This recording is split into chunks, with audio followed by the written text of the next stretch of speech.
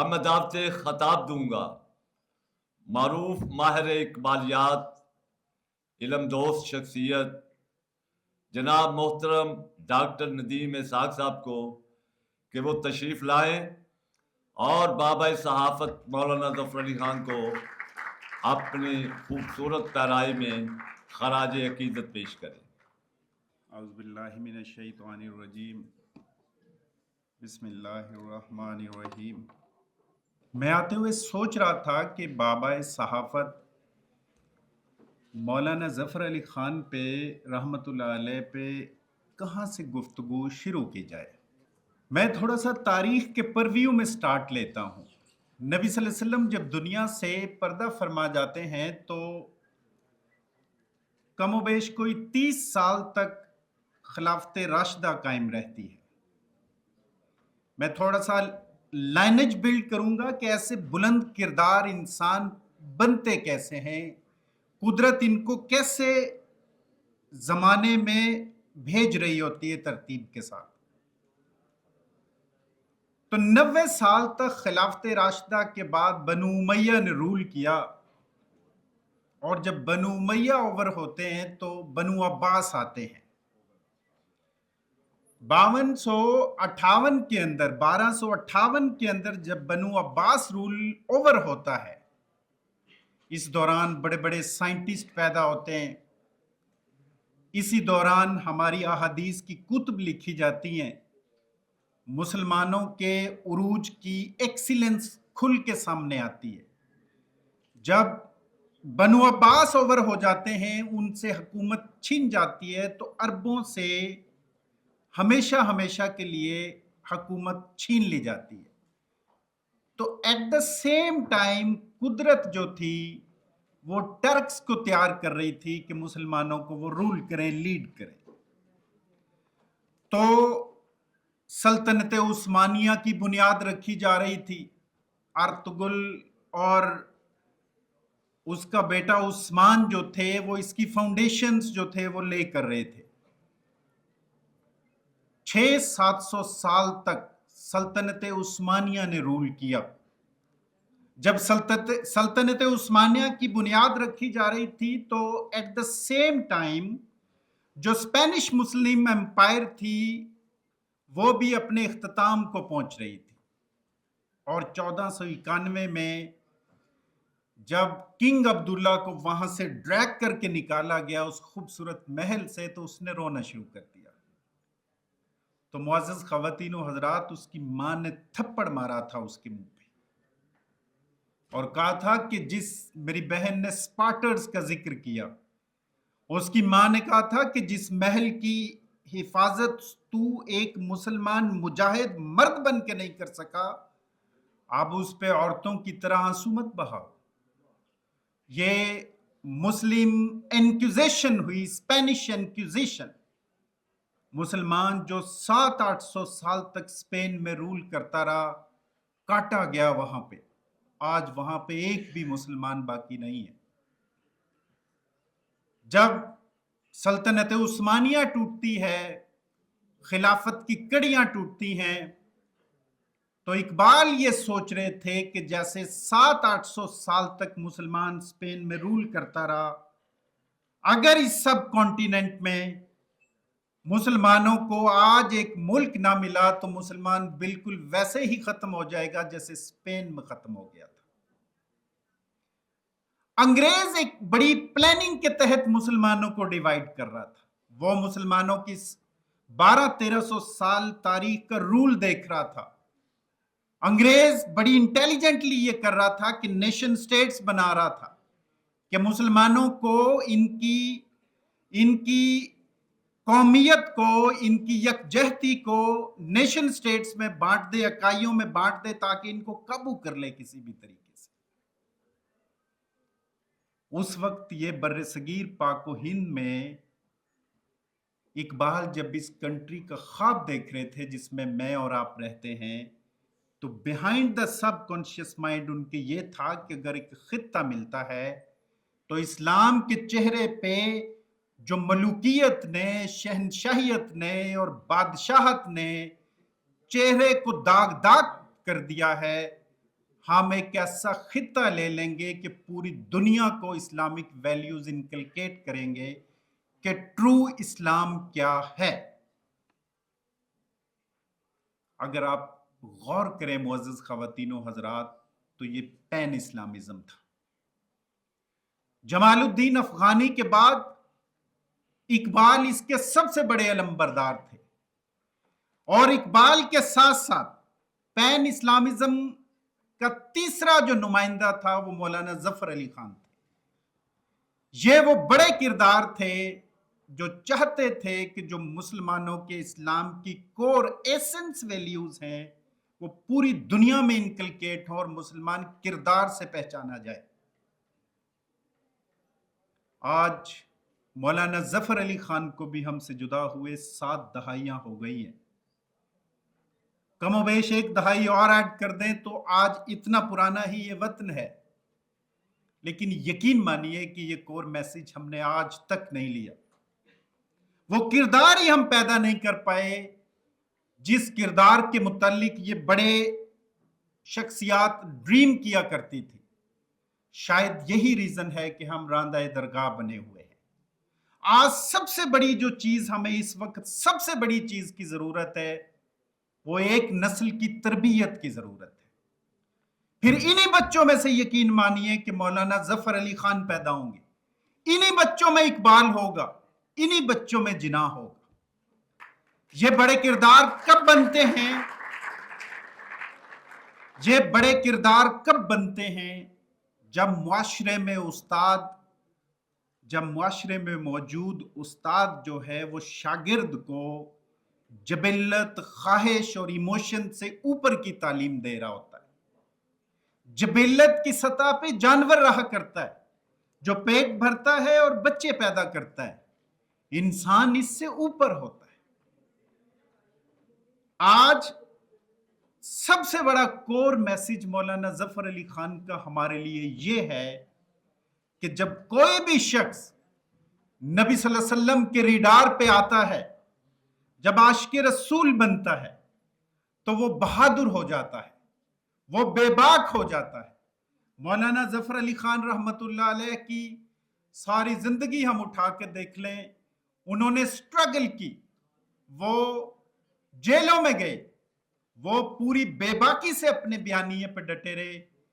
कोई भी शख्स उस वक्त तक बेबाक नहीं हो सकता, उस वक्त तक बहादुर नहीं बन सकता जब तक वो नबी सल्लल्लाहु अलैहि वसल्लम से अपना मोहब्बत का रिश्ता न डेवलप करे। आज नीड ऑफ द आवर हमारे लिए ये है कि हम अपने बच्चों को सिर्फ ये बताएं कि नबी सल्लल्लाहु अलैहि वसल्लम से मोहब्बत और इश्क कैसे पैदा होता है। जब उसके अंदर ये मोहब्बत जाग जाएगी, जिसे इकबाल ने कहा था, वो कहता है न मोहताज सुल्तान न मरऊ बेसुल्तान, मोहब्बत है आजादियो बेनियाजी, मेरा फक्र बेहतर है इस्कंदरी से, ये आदमगरी है वो आईना साजी। मोहब्बत से, इश्क से आदम बनता है, इंसान बनता है। ज़फ़र अली खान फाउंडेशन, ज़फ़र अली खान, मौलाना ज़फ़र अली खान के यहाँ जो चीज़ उनको यूनिक बनाती है, जो उनको मानवी तौर पे हर दौर और असर के अंदर जिंदा रखती है, वो उनका आशिक़ रसूल सल्लल्लाहु अलैहि वसल्लम होना था। क्योंकि नबी सल्लल्लाहु अलैहि वसल्लम से इश्क किए बगैर कोई शख्स बहादुर नहीं बन सकता, कोई शख्स बेबाक नहीं बन सकता। मैं यहाँ पे, मेरी बहन ने जिक्र किया यूनानियों के उस ग्रोह का जो लड़ा करते थे। जब ऑटोमन एम्पायर्स ओवर हो रही थी, टूट रही थी ऑटोमन एम्पायर्स, तो इकबाल और मौलाना ज़फ़र अली खान अलग अलग नहीं है, ये मिरर इमेज हैं एक दूसरे के। अगर किसी शख्स में एक शायर इकट्ठा हो जाए, एक अदीब इकट्ठा हो जाए, एक हिस्टोरियन इकट्ठा हो जाए, एक फिलोसफर इकट्ठा हो जाए, तो वो खुद शनास बन जाता है। खुद शनास इंसान में ये तमाम उलूम सिमट जाते हैं, वो तमाम हैट्स पहनता है। जब ये ऑटोमन एम्पायर टूट रही थी तो इकबाल तसव्वुराती अंदाज में नबी सल्लल्लाहु अलैहि वसल्लम के हुजूर पहुंचते हैं। तो नबी सल्लल्लाहु अलैहि वसल्लम इकबाल से पूछते हैं कि इकबाल तू क्या लेके आया है मेरे लिए तोहफा? तो उस वक्त लीबिया के कैपिटल ट्राइपोली के अंदर इटालियन फोर्सेस के साथ ऑटोमन एम्पायर के जो सोल्जर्स थे बड़ी बहादुरी से लड़े थे और बड़ी शहादतें हुई थी। तो इकबाल एक गिलास में लाल रंग का लिक्विड लेके जाते हैं नबी सल्लल्लाहु अलैहि वसल्लम के हुजूर। अब सुनिएगा कितनी क्रिस्मेटिक अंदाज में मुकालमा पेश करते हैं। हुजूर सल्लल्लाहु अलैहि वसल्लम पूछते हैं कि इकबाल तू क्या तोहफा लेके आया? कहा हुजूर ने, ए अंदलीब बाग हिजाज, कली कली है तेरी गर्मीए नवा से गुदाज, निकल कर जहां से बरंगे बू आया, हमारे वास्ते क्या तोहफा लेके तू आया? कहा हुजूर दहर में आसूदगी नहीं मिलती, वफा की हो जिसमें बू वो कली नहीं मिलती, मगर मैं नजर को एक आबगीना लाया हूं, जो शय इसमें है वो जन्नत में भी नहीं मिलती, झलकती है तेरी उम्मत की आबरू इसमें। इकबाल वो मशरूब पेश करते हैं नबी सल्लल्लाहु अलैहि वसल्लम को रेड कलर का, झलकती है तेरी उम्मत की आबरू इसमें, तराबलस के शहीदों का है लहू इसमें। तो मुअज़्ज़ज़ ख़वातीन और हज़रात, एक बहुत अरसे तक खुदा ने आज तक उस कौम की हालत नहीं बदली, न हो जिसको ख्याल आप अपनी हालत के बदलने का। मैं बहुत अरसे तक इस शेर को इकबाल का शेर समझता रहा। फजाए बदर पैदा करके फरिश्ते तेरी नुसरत को, उतर सकते हैं गर्दों से कतार अंदर कतार अब भी। मैं इस शेर को बहुत अरसे तक इकबाल का शेर समझता रहा। अब आप अंदाजा कीजिए कि इंसान किस कदर हार्मोनाइज हो जाता है जब वो आशिक़ रसूल सल्लल्लाहु अलैहि वसल्लम के दर्जे पे फाइज होता है। इकबाल और मौलाना दो अलग वजूद नहीं है, ये मिरर इमेज है एक दूसरे की। जब कोई शख्स जबिल्लत की सतह से बुलंद होकर हकीकी किरदार अपनी शख्सियत में पैदा करता है तो तब वो अशरफुल मखलूकात बनता है। जब वो सांस भी लेता है तो जो हवा उससे टकरा के गुजरती है वो चरिंद परिंद दरख्त और मुर्दा दिल इंसानों को जिंदगी अता करती है। इस वक्त हमारे पाकिस्तान में सबसे बड़ा फुकदान किरदार का फुकदान है। सिर्फ हमें एक नौजवान नस्ल की तरबियत करनी है। यकीन मानिए कि हमारी इक्तसादियात भी ठीक हो जाएंगी, हमारी इखलाकियात भी ठीक हो जाएंगी। हम मुसलमान दुनिया में कुरान का वो करिश्मा है जो कुरानिक स्पिरिट के मुताबिक महकूम नहीं रह सकता। मुसलमान वो रूल करता है। मुसलमान आया ही रूल करने के लिए है, लेकिन रूल करने के लिए वो अतवार तो पैदा करें हम अपने अंदर। हमारा सबसे बड़ा मकसद, हमारा सबसे बड़ा मसला इक्तसादियात नहीं है, हमारा सबसे बड़ा मसला इखलाकियात है। आज हमारे बच्चों में से ये चीजें निकल गई हैं। जैसे मैंने कहा कि इकबाल और मौलाना जफर अली खान दोनों मिरर इमेज हैं, इसी तरह इखलाकियात और इक्तसादियात भी मिरर इमेज हैं। जब इखलाकियात अच्छी होंगी तो हमारे अंदर इक्तसादियात, इकोनॉमिक्स खुद ब खुद ठीक होना शुरू हो जाएगी। कोई भी कौम आदम की 10,000 साल तारीख में मीज़ोपोटामिया खत्म हो गए, सुमारियन खत्म हो गए, बड़ी बड़ी तहजीबें जमीन बोस हो गई, लेकिन वो एक दफा भी इस वजह से दुनिया से खत्म नहीं हुई कि वो भूख की वजह से नहीं खत्म हुई, वो इखलाकी वीरानी में मुब्तला थी। कौमें कम तोला करती थी, चीटिंग किया करते थे, इसलिए वो दुनिया से मिटे थे। खुदा अपना कानून अब बदल नहीं देगा। हमने सिर्फ एक नौजवान नस्ल पैदा करनी है मौलाना जफर अली खान की फिलॉसफी पे, इकबाल की फिलॉसफी पे। ये country Pakistan is a land of purified people.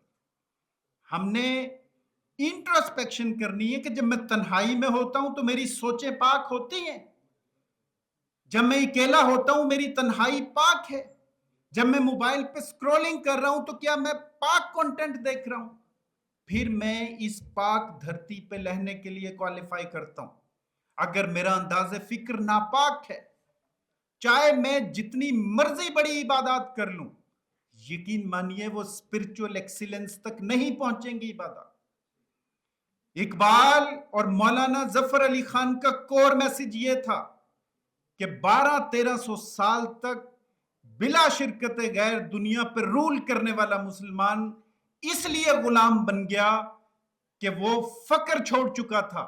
فقر کا مطلب غربت اور افلاس نہیں ہے معزز خواتین و حضرات.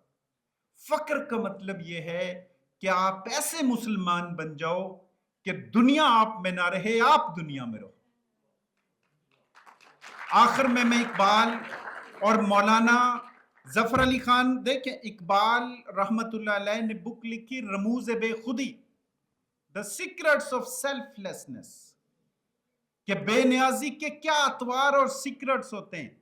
مولانا وہ واحد شخصیت تھے جنہوں نے رموز بے خودی کے اندر اقبال کے لیے علامہ کا لفظ استعمال کیا، اور آج تک وہ اقبال کے نام سے ایسوسیٹڈ ہے. یہ لفظ فرسٹ ٹائم مولانا نے استعمال کیا تھا اقبال کے لیے.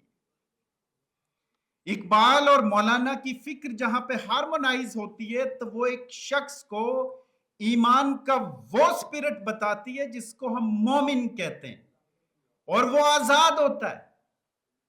وہ آزاد ہوتا ہے، نہ وہ جبلت کا غلام ہوتا ہے نہ کسی ریلیشن کا غلام ہوتا ہے. وہ آزاد شخص ہوتا ہے. کل ان کان آباؤکم و ابناؤکم و اخوانکم، یہ سورت توبہ کی 24 نمبر ورس ہے. جب ہم اس قرآنک اسپرٹ کو سمجھتے ہیں تو ایمان ہمیں غلام نہیں کرتا، آزاد کر دیتا ہے. اس لیے خودی کا فلسفہ دیکھیں، مولانا ظفر علی خان کے بہت سارے اشعار، آزاد منش لوگ کیسے بنتے ہیں، آزاد لوگ کیسے ہوتے ہیں. اقبال کا ایک شعر ہے، اس وقت اقبال نے کہا، کہتا ہے مجھے تہذیب حاضر نے عطا کی ہے وہ آزادی، جو ظاہر میں تو آزادی ہے باطن میں گرفتاری. آج ہم باطنی طور پہ گرفتار ہو گئے. جب کوئی شخص، کوئی قوم، کوئی ملت باطنی طور پہ گرفتار ہوتی ہے تو اس کی خیال، اس کی سوچ پست ہو جاتی ہے. یہ ریزن ہے ہمارے گرنے کی ایکچولی. جب کوئی قوم، کوئی ملت، کوئی فرد آزاد ہوتا ہے تو اس کی سوچ بلند ہو جاتی ہے، اور جب کسی شخص کی، قوم کی سوچ بلند ہو تو اس کو کوئی نہیں گرا سکتا. آخر میں خودی اقبال نے، خودی کا جو میسج ہے وہ سیم وہی میسج ہے جو مولانا کا میسج ہے. آخر میں وہ پوئم سنا کے میں آپ سے اجازت چاہوں گا. اقبال کہتے ہیں، اقبال یہاں نام نہ لے علم خودی کا. اس پوئم کا ٹائٹل ہے ہندی مکتب، Indian university, Indian school, Indian college. کیا کہتے ہیں اقبال؟ اقبال یہاں نام نہ لے علم خودی کا، موضوع نہیں مکتب کے لیے ایسے مقالات، بہتر ہے ان بیچارے معمولوں کی نظر سے پوشیدہ رہے بعض کے احوال و مقامات. محکوم کا ایک سال ہے آزاد کی ایک آن. محکوم کون ہے؟ جس پہ خواہش رول کر رہی ہے. میرے پاس گاڑی ہو، میرے پاس بنگلہ ہو، میرے پاس مال دولت ہو، میں کسی حد تک چلا جاؤں ان چیزوں کو حاصل کرنے کے لیے، نہ حلال دیکھوں نہ حرام دیکھوں. یہ محکوم ہے. اقبال کہتے ہیں محکوم کا ایک سال ہے آزاد کی ایک آن. آزاد کون ہے؟ جو ان چیزوں سے آزاد ہے، بلند ہو گیا ہے، جس نے اپنے آپ کو جبلت سے بلند کر لیا ہے. محکوم کا ایک سال ہے آزاد کی ایک آن، کس درجہ گراں سیر ہے محکوم کے اوقات. محکوم کو پیروں کی کرامات کا سودا ہے، بندہ آزاد خود ایک زندہ کرامات.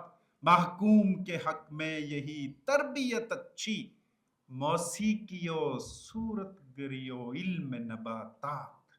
بہت شکریہ.